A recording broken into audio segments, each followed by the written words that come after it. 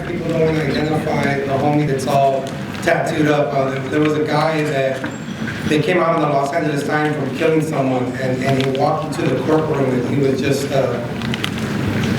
grinning from ear to ear, laughing from a person that had just got shot and killed.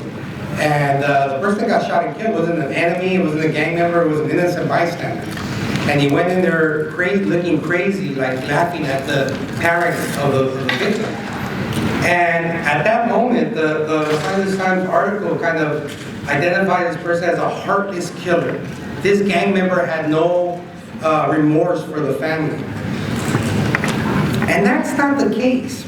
You know, working over 9 years at Homeboy Industries and growing up in the way that I've grown up through gangs and East LA, the way that I have, that wasn't the case. None of us on stage or any of us that do this work that at one time lived a certain way wouldn't be happy for an innocent person to die or getting killed. It's just not the reality. The person had mental illness, right?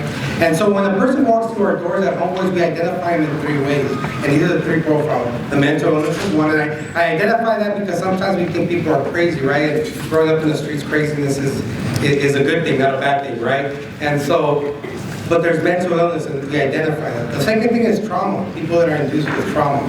You know, just they either have been victims of trauma by seeing their dad beat their mom, they have been beating themselves, or they've inflicted the trauma growing up as children to adulthood. And the last one is despair without hope, right? Just can't see nothing further than the block that they're on, right? Can't see further than the stop sign. All they see is like, this is my hood. Either I'm gonna die in my hood or I'm gonna die in prison, but no matter what, I'm gonna rip my hood to the day I die. And those are the 3 profiles. Now, I speak this not only from observation, but also from personal experience. Now, I don't have a mental health issue one, right? You know, I always like to kind of say that one, right? Because I'm not crazy. But I did have, my earliest childhood memory was of my father beating my mother early on. And that was the end of innocence for me. 4 years old, my father came home drunk again, trying to be with my mom, and my mom said no because he smelled like another woman. And my father began to beat her from the bedroom to the living room where me and my sister slept, dropping her on the bed, beating on her as if she were a man, while me and my sister yelled and screamed, asking him to stop. That's traumatic. That was the end of innocence for me. Despair. Getting my mom working 2 jobs, couldn't see. The only hope that I had of my reality wasn't that football player that was on TV or Kirk Gibson hitting the home run at Dodger Stadium. Those were not a reality to me. I couldn't see myself ever being like that. The only hope that I had was that guy that was out there selling drugs, right? Fast women, fast car, keeping it on the corner. That was the only thing that I could connect myself to. Despair. And so, as we do the work that we do, we have to make sure that we're clear and identify where is this person at. They may have one of the 3 or a combination of all 3. And our job as workers, as people that walk with people through the steps of change, is to identify it so we can guide them to the help that they need to heal and move to the next phase of their own development. So for me, I'm going to talk a little bit about the belief system and a little bit about the experience. And I know that a lot of the individuals we work with, a lot of us was raised with great values, but somewhere down the line, they became fragmented. So for example, for me, I was raised by my both grandparents who taught me about respect yourself, how to respect others.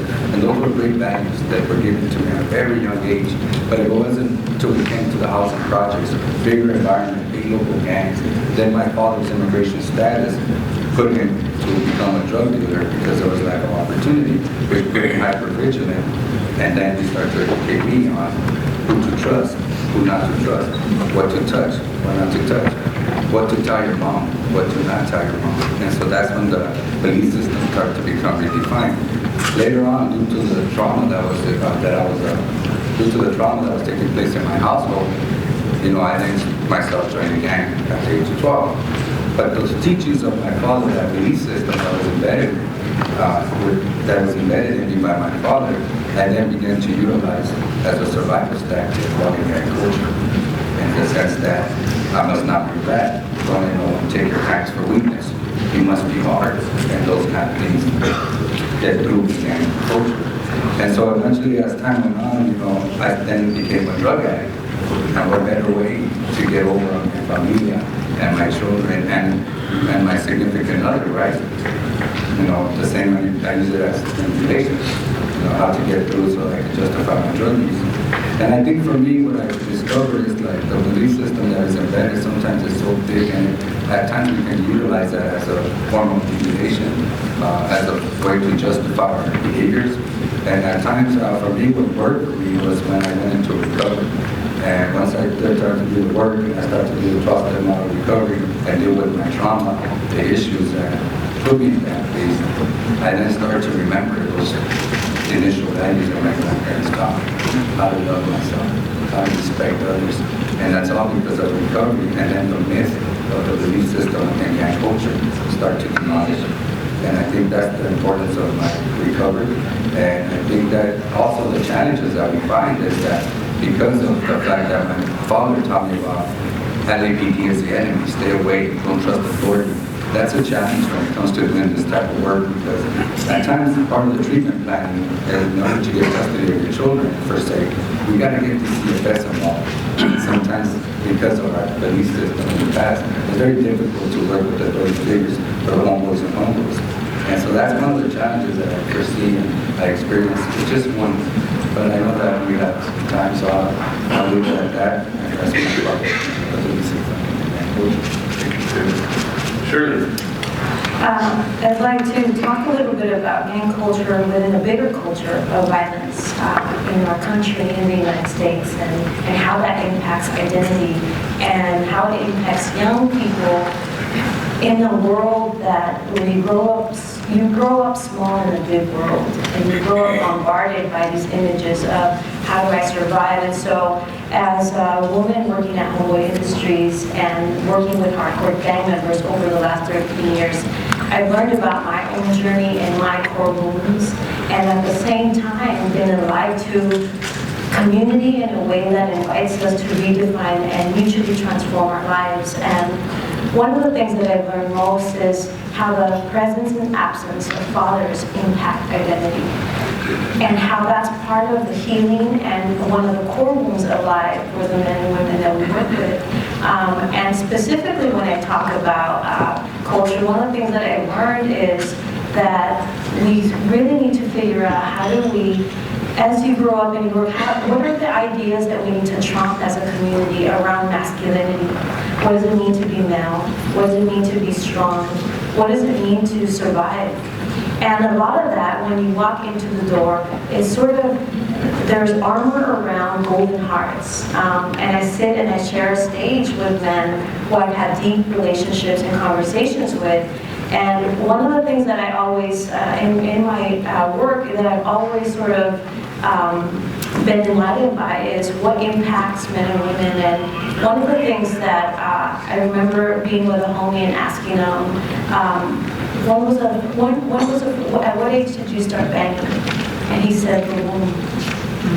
And I think that a lot of times we forget how young men and women are growing up in these cultures of violence where it's about how do you stay alive. And there's not really a space to reflect about who am I. It's about staying alive. And yet in some ways, gang culture is about this belonging, but this invitation to chase death. Because you don't want to talk about the trauma, about the hopelessness, because our lights are dim. But sometimes we have those people who can hold up the mirror, as Father Greg has taught us, to reflect back to what we say and talk about all those deep values that we do come from. When people ask me, well, how'd you make it up to South Central? How'd you make it to be the first in your family to go to college if you came from nothing? And a lot of times I correct them and I said, no, I came from something. I came from love. And a lot of times the love is misplaced because we grow up in a culture of fear. where we are parenting now from a place of fear, and we have to do our own work in healing. And so in my work, I have learned what I know and how I've shared spaces with men who can be vulnerable and can cry, and how that's a sign of strength. But also that I can stand with brothers up here and with other males who now see crying as a sign of strength, who can hold their own brokenness so that the light can come in. And so for me, that has really been sort of an opening. I think that as a learning agency, that's something that we still sort of are thinking about. How does trauma impact our identity? How as a community, how do we hold up mirrors for each other? And how do we invite each other? At the end of the day, I feel like our work is about inviting people to come alive. Someone invited me to life. And in that way, Homeboy Industries and many of you are inviting people to come alive in these ways. And when you look at, and I've talked to many people where I say, what was that moment that changed for you? Why did you come? Why did you want to change your life? And for so many of them, it's not because they believe when they walk in the door they deserve a better life, but it's because they have children now, or they're going to become their fathers. And so the presence and absence of their father has somehow impacted them. And they now want to be alive and present in their child's life, because no gang member wants the same life for their child. And there's a hunger for that life in a whole different way, and something is born. So we sort of honor that, and we make a space at Homeboy to honor people's stories. And that's how healing can occur. And one last thing that I'll end with is, I've heard so many men and women tell their stories, and one of the things that stands out is when I came to Homeboy, it's the first time someone ever said, I'm so glad you were born. I'm so glad you came into the world. And so what we bombard men and women there is how can they be in places where they welcome their own children into the world? And how does that trump the sort of intergenerational cycle of violence and poverty? Thank you, which is a perfect segue into intergenerational games. After. Hey guys, when I'm listening to Shirley talk about, when he first started gang banging from the womb,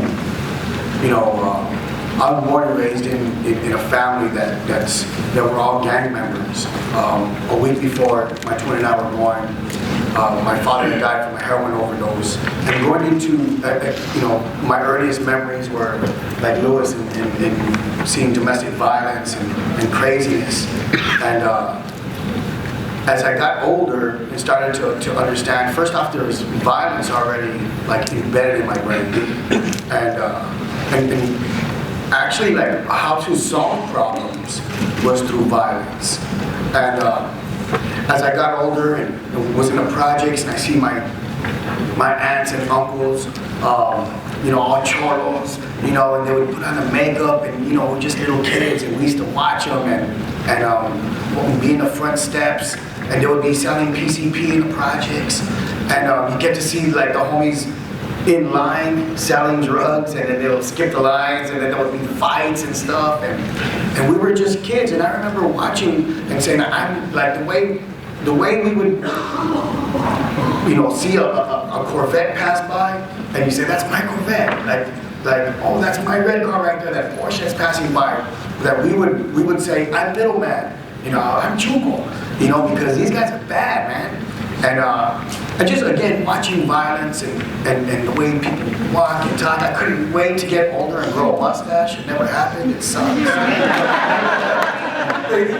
Big old mustaches and stuff, And I remember, just picking up a gun for the first time that was stashed in our bushes, and like, oh, look how heavy this is. And I remember my homeboys coming up. Well, I didn't call them my homies, they're just men, and they would be like, they would call me Guate. And Guate, let me get that. Hey, come here. And then they'll be like, damn kid. And then open it up, take out the bullets. I remember it was a revolver, and then they said, now play with it, get it out of your system. And I was like, I remember just being amazed at how heavy this gun was. And I couldn't even pull the trigger. It was so, it was just a real gun. So these are little itty bitty memories of seeds drop into my head. And then as I got older, I have to feel the way things are. Now, being on another part that you guys spoke about was, being from the projects. And I remember this Bible bus used to come to the projects and pick us up, and Mom, get your ass to the way, go over there and learn about God. And like, all right, whatever, they get free Twinkies, let's go.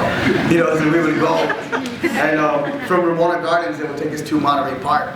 And there was other buses from other communities, from other housing projects. Aliso Village and Estrada Courts, and that's when I got to start to feel like, oh, I'm from Ramona Gardens. Like, because the older kids would be like, they would, kind of lace you up, like, that's Estrada Courts right there, that's Aliso Village, and then, oh, then we are Ramona Gardens. And then a little bit of the language of like, man, forget your projects, and not those words, but, and then you kind of like, oh, okay, we have to band up together and make sure that that survival started to happen. These little seeds, boom, start to drop.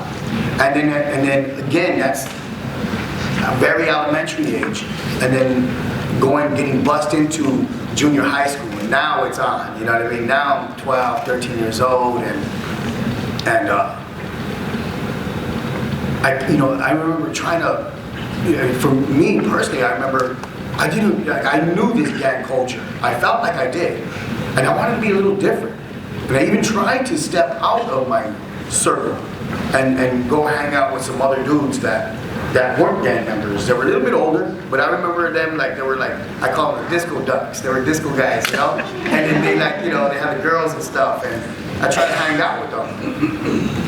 And then, after a day or two, about 2 days, the guy told me like, hey, bro, you can't kick it with us. You're a 7th grader. You're, you're from the projects, you guys got to carry your own little funkiness, I guess you could say. And then I was straight up just rejected. You can't be a part of this. And I remember being hurt. I remember feeling like, I said a couple of things, but I know that that I was hurt. And I turned around and I walked toward the tables that were the project tables, Ramona Gardens. And I remember one of my homeboys who had no idea just what happened. He turned around and he seen me coming. He's like, hey, come here, dog. And I said to myself, right then, I said, like, how dare you step out of this circle? What were you thinking? These are the people that they don't care if you're a 7th grader, they don't care if you read, they don't care if these are your people. And we got bussed into Osceola Junior High School, and we used to walk back to the projects. I said to myself, before I get into the projects, I want to get jumped in before. I was from Ramona Gardens, but to go through that little, jumping in, that's what he did. And it was just, I got jumped in right there. Boom, boom, boom, boom, went through the whole thing, and then said, like, now I won't step out. This is gonna be me. And that had been me for the rest, for many years after. And as I got older, and before I came to Homeboy Industries, I said to myself, like, what happened to me? Look at my life. And then I said, well, let's not look at my life. Let's look at my mom's life, my father's. Let's look at, oh shit, my grandfather. And then, I don't know about before him, but my grandfather was a gang member, heroin addict. My father was obviously a gang member, heroin addict. My mom, all my aunts and uncles. I remember my uncle coming out of prison, and we used to fight for his prison gear, his blue shirts and his brown shoes and his state-issued a denim. And oh man, we wanted that. I mean, we used to, and we would get it, we would crease it down and walk in the projects like, bam. We were set up to go to prison, set up to go to juvenile hall, to county, and to prison.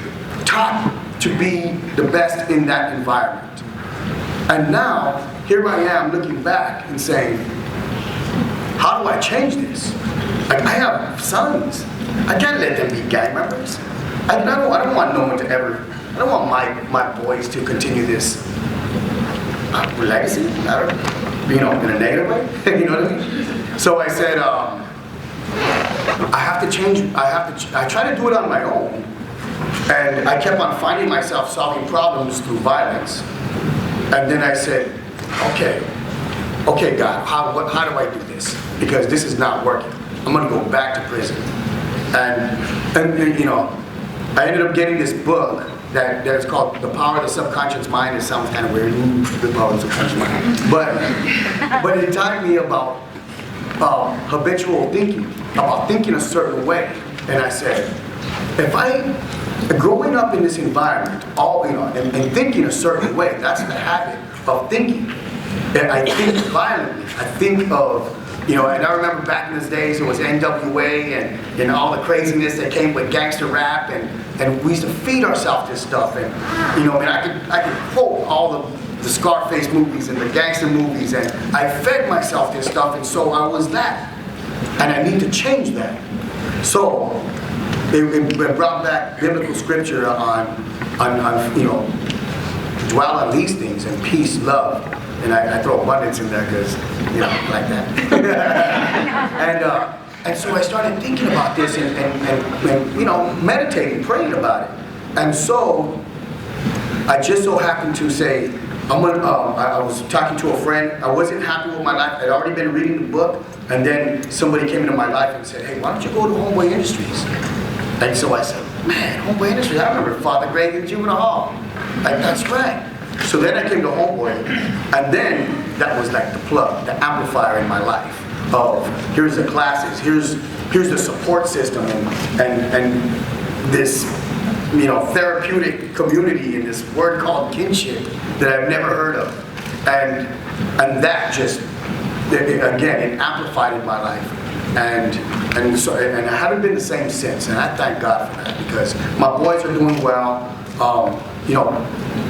My homeboys from the projects, they come to Homeboy Industries and they say, hey, you made it. And I feel kind of funny like I made it, you know what I mean? But if that's the case, then let's make it. You know what I mean? Let's make it happen. And so that, what's that? The water effect? The ripple effect. Sorry. It just keeps going. And it's awesome. It's awesome to be a part of this, and it's not just the people that I know. It's all these brothers and sisters from communities that reach out all over the world, and it's happening, and it's awesome to be a part of.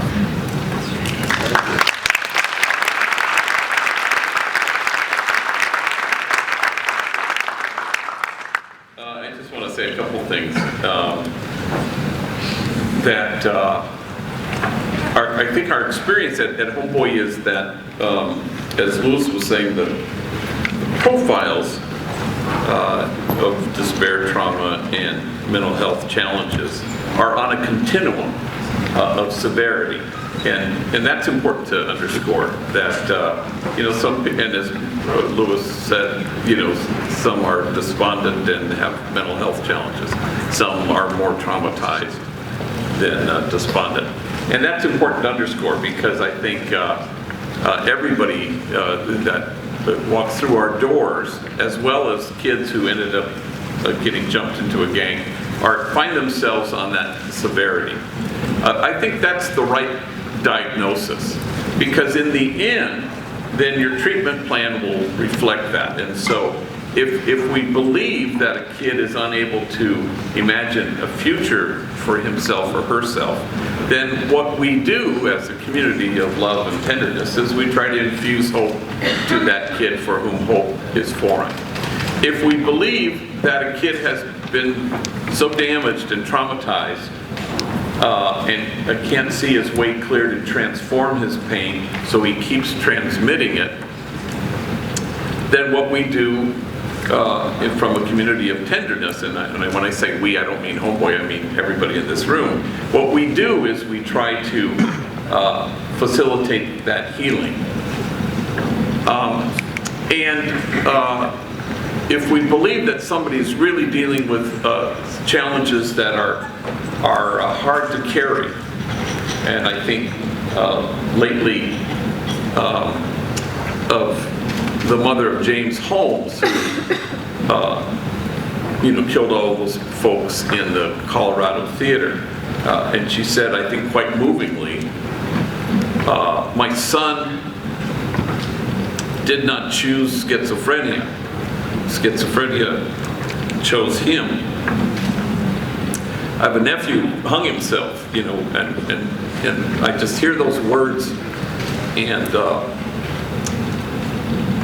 he didn't choose schizophrenia. Nor do people choose to be bipolar, or nor do they choose to have some attachment issues.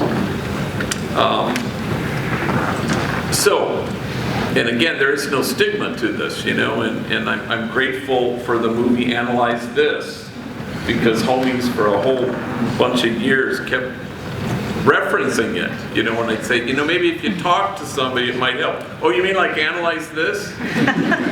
Whereas 10 years before, they kept saying, I'm not crazy, and I won't go to therapy, and I won't be in a group or anything.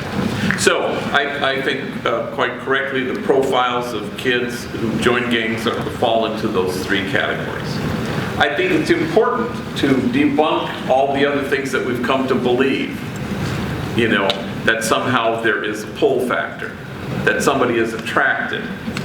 That's a hard one to kind of get around, I think, because part of the reason is because you have gang members who endlessly say, I was drawn to that, I was attracted to that. I always say, nobody has ever met a hopeful kid who joined a gang, and that kids are not seeking anything when they join a gang. They're always fleeing something. And I always say there are no exceptions. And I said this once at a conference, and a gang member got up in the back of the room and he said, during the question and answer period, so you said that no gang member is seeking anything, you've never met one who was seeking something but always fleeing something. I said, that's right. And he came up to the podium and he shook my hand. He said, now you have met a gang member who was seeking something, not fleeing something. And people clapped, and I didn't know what to say. I think I said, congratulations. But I knew as he walked away from me, I went, no, of course not. I'm not meeting an exception. I'm meeting a stranger to himself. And that's our experience at Homeboy Industries. To my horror once, I watched ABC National News, and there was a homie, oh my God, who was left alone with a reporter, and I joined a gang and see the world, wine, women, and song, and that's all I wanted was fast cars and fast women, and I don't know what the hell he said. And of course, I knew this kid so well, I buried his father who had died of a heroin overdose. I knew the violence. I knew the trauma on top of trauma with a side order of trauma. That's why he joined a gang. But you can't really tell ABC National News that that's why you joined a gang. So we proliferate this myth about belonging. At Homeboy we say, in a gang, that is a belonging that will keep you stuck, because it doesn't lead you to becoming. What everybody in this room does, I think, is we create a community of belonging that leads to becoming. And I think that's important. So part of the process is to repent. And that's not to beat yourself up. The word repent means move beyond the mind you have. So we even, Lewis and I have a little retreat, a one-day retreat called the Move Beyond the Mind You Have retreat. We should trademark it because it's so clever and catchy. And so about the belief systems, that David was talking about, how do you kind of get at the things, everything from snitching to how do you see the police to, the list is long. And stuff comes up all the time. How do you get to a place where you see how bankrupt violence is to solve problems? So there's a lot of things to do. And then I love this thing about dwell on these things. You know, you start to get them to dwell on different things. And so the task, and we talked about yesterday, the stages.